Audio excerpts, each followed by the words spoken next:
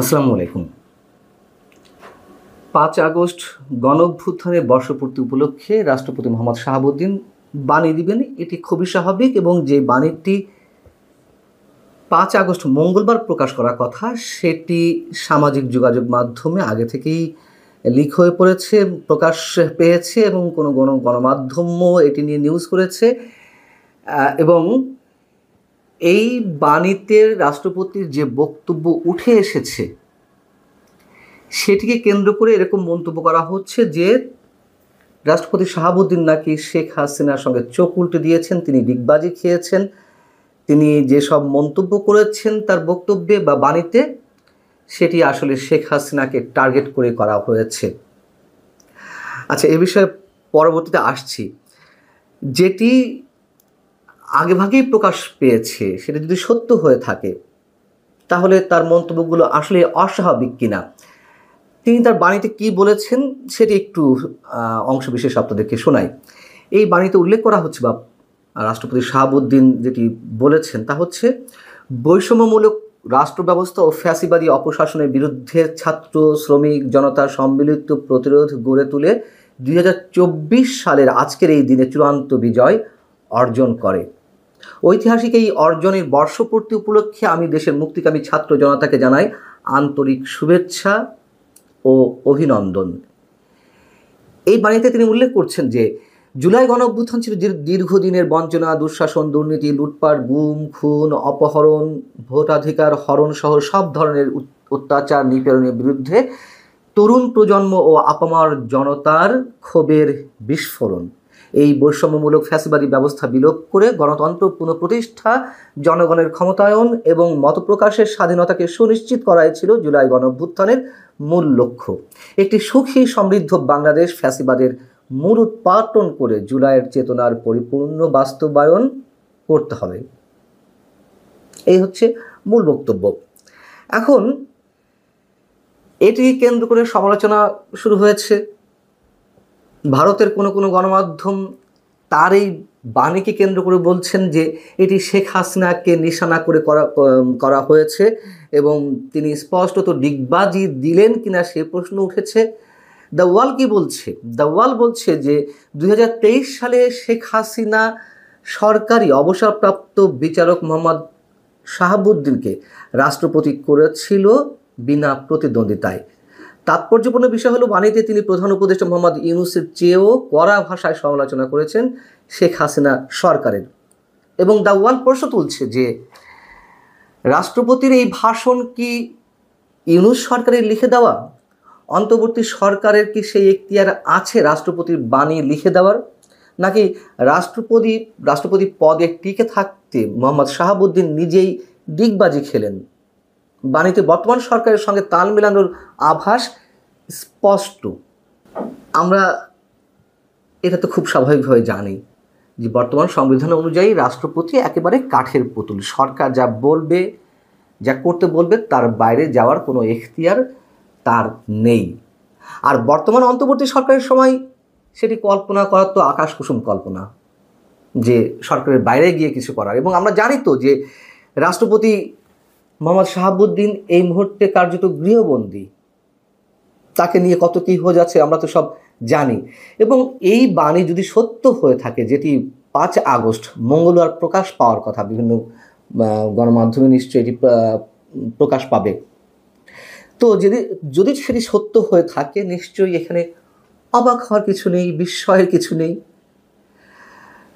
এমনকি আন্তর্জাতিক যুদ্ধাপরাধ ট্রাইব্যুনালে শেখ হাসিনা সরকারের সাবেক শীর্ষ মন্ত্রী বা শেখ হাসিনা সহ আওয়ামী লীগের শীর্ষ নেতাদের যে বিভিন্ন পর্যায়ে বিচার প্রক্রিয়া শুরু হয়েছে, তাতে যদি কারোর ফাঁসির রায় দেওয়া হয়, তাতে তো রাষ্ট্রপতি শাহাবুদ্দিনকে স্বাক্ষর করতে হবে, এর বাইরে যাওয়ার তো কোনো উপায় নেই।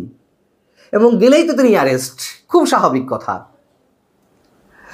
এমনকি আমরা এও জানি যে জুলাই আন্দোলনের বর্ষপূর্তি, যেমন 1 জুলাই আন্দোলনের বর্ষপূর্তি পালন করা হলো, তো সেই দিনটিতে জুলাইয়ের 1 তারিখে, অর্থাৎ 2025-এর জুলাইয়ের 1 তারিখে একটি স্পর্শকাতর বিশেষ বাহিনীর অফিসিয়াল ফেসবুক পেজে 1.5 মিনিটের একটি ভিডিও আপলোড করা হলো, যেখানে জুলাই আগস্ট আন্দোলনের শেখ হাসিনা সরকারের নৃশংসতা ফুটিয়ে তোলা হয়েছে। আমরা যারা এটি দেখলাম অনেকেই অবাক হয়েছিলাম, বিস্ময় প্রকাশ করেছিলাম যে কী ব্যাপার, এই ভিডিওটি আপলোড না করলে কি এমন হতো, কেন তাহলে এটি করলো, তাহলে কি সেই বাহিনী ঘুরে দেওয়া হলো সম্পূর্ণ? পরবর্তীতে খোঁজখবর নিয়ে জানা গেল যে প্রধান উপদেষ্টার কার্যালয়ের চাপেই বিশেষ এই বাহিনী তার অফিসিয়াল ফেসবুক পেজে এই ভিডিওটি আপলোড করতে বাধ্য হয়েছে। তো বিশেষ বাহিনী যেখানে প্রধান উপদেষ্টা কার্যালয়ের নির্দেশ আদেশ এইগুলো উপেক্ষা করতে পারছে না, সেখানে রাষ্ট্রপতি তো কোন ছাড়। এবং আমরা এও জানি যে সাবেক আইজিপি চৌধুরী আবদুল্লাহ আল মামুন তিনি রাজসাক্ষী হয়েছেন শেখ হাসিনার বিরুদ্ধে। এখন শোনা যায় যে তিনি স্বেচ্ছায় রাজসাক্ষী হতে চেয়েছেন বা রাজসাক্ষী হয়েছেন, কারণ আওয়ামী লীগ সরকারের সাবেক মন্ত্রীরা বা কিংবা আওয়ামী লীগের সাবেক শীর্ষ নেতারা বিদেশে পালিয়ে গিয়ে আরামায়েশে রয়েছেন, সেখানে তিনি কেন সারা জীবন কারাগারে থাকবেন অথবা মৃত্যুর মুখে পতিত হবেন? তিনি তার পরিবারের কথা চিন্তা ভাবনা করে তিনি নিজ থেকেই রাজসাক্ষী হওয়ার সিদ্ধান্ত নিয়েছেন। আবার এও শোনা যায় বা এটুকু অনুমান করেন অনেকে যে সরকারের চাপে তাকে রাজসাক্ষী হতে বাধ্য হতে হয়েছে, যাতে শেখ হাসিনা বা শেখ হাসিনা সরকারের সাবেক মন্ত্রী বা আওয়ামী লীগের শীর্ষ নেতাদের বিচারের রায়গুলো খুব সহজেই ত্বরান্বিত করা যায়, এরকম শোনা যায়। তো যদি সরকারের চাপে আইজিপি রাজসাক্ষী হয়ে থাকেন, যদি সেখানে এরকম একটা বাণী রাষ্ট্রপতি মোহাম্মদ শাহাবুদ্দিনের স্বাক্ষরে বা তার নামে প্রচার হওয়া বা প্রকাশ হওয়া নিশ্চয়ই অস্বাভাবিক কিছু নয়। এবং আমরা এও জানি 2024-এর 5 আগস্ট গণঅভ্যুত্থানের সময় আওয়ামী লীগ সরকারের সাবেক মন্ত্রীদের কেউ থেকে শুরু করে সাবেক শীর্ষ নেতা মানে আওয়ামী লীগের শীর্ষ নেতা বা পুলিশের সদস্য, পুলিশ কর্মকর্তা থেকে শুরু করে সাবেক প্রধান বিচারপতি ওবায়দুল হাসান বা অ্যাপিলেট ডিভিশনের কোনো বিচারপতি আশ্রয় নিয়েছিলেন। মোট 626 জন আশ্রয় নিয়েছিলেন, তাদের নামের তালিকা প্রকাশ করা হলো ISPR এর মাধ্যমে। সেখানে এই সাবেক প্রধান বিচারপতি ওবায়দুল হাসানের নামটি আমরা দেখতে পেলাম। তো তিনি যদি ক্যান্টনমেন্টে আশ্রয় নিয়ে থাকেন, সেই বিতর্ক তো অনেক আগে থেকেই উঠেছে যে রাষ্ট্রপতি মোহাম্মদ শাহাবুদ্দিন সুপ্রিম কোর্টের রেফারেন্সে তাহলে ডক্টর মোহাম্মদ ইউনূসকে কীভাবে প্রধান উপদেষ্টা হিসেবে শপথ বাক্য পাঠ করান এবং সব কিছুই কীভাবে হচ্ছে আমরা জানি।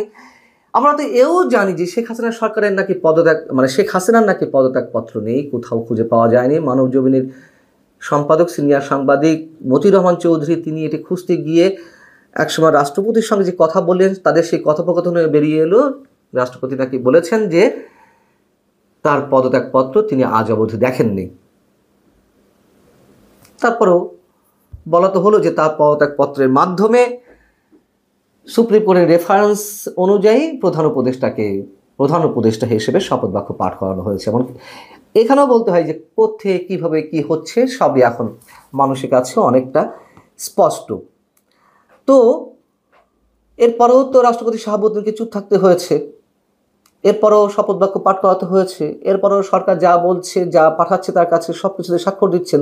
তো তিনি একটা এরকম বাণী কেন দিবেন না সরকারের চাপে? এবং দেয়াটাই স্বাভাবিক। যদি শোনা যায় রাষ্ট্রপতি নাকি কোনো এক পর্যায়ে জরুরি অবস্থা ঘোষণা করতে পারেন, সেগুলো এখনও কল্পনা বা গুঞ্জন বা গুজবের মধ্যেই সীমাবদ্ধ রয়েছে। আপাতত সরকারের বাইরে যাওয়ার কোনো অবস্থা নেই। এর বাইরে তার কী করার ছিল? তিনি পদত্যাগ করতে পারতেন। পদত্যাগ করলে কি হবে? তিনি সাথে সাথে অ্যারেস্ট হবেন, অথবা তার পদত্যাগ ঠেকাতে বিএনপি সহ একটি বিশেষ বাহিনী বা সেনাপ্রধান যে অবস্থান নিয়েছেন তাকে টিকিয়ে রাখতে সাংবিধানিক আরেকটি শূন্যতা যাতে সৃষ্টি না হয় সেটিও তো আমরা জানি। অতএব তিনি যতক্ষণ আছেন সরকারের ইচ্ছাতেই সরকারের নির্দেশে সব কিছু করতে হবে, এর বাইরে তো আর অন্য কিছু করার নেই তার।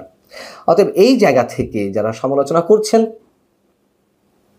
যারা বলছেন যে শেখ হাসিনার সাথে ডিগবাজি দিয়েছেন, শেখ হাসিনার সঙ্গে চোখ উল্টে দিয়েছেন, এগুলো একেবারে অবান্তর মন্তব্য নিশ্চয়ই। এমনকি আমরা এও জানি জামায়াতের আমির ডাক্তার শফিকুর রহমান যে অসুস্থ হলেন, তার ওপেন হার্ট সার্জারি করা হলো, তার কয়েকদিন পর এসে গত রোববার তিনি তার শারীরিক অবস্থার খোঁজ খবর নিয়েছেন। কেন নিয়েছেন? এগুলো নিলে গণমাধ্যমে আসবে রাষ্ট্রপতি সরকারের সঙ্গে আছে বা তাকে নিতে বাধ্য হতে হচ্ছে, এগুলো তো ক্লিয়ার।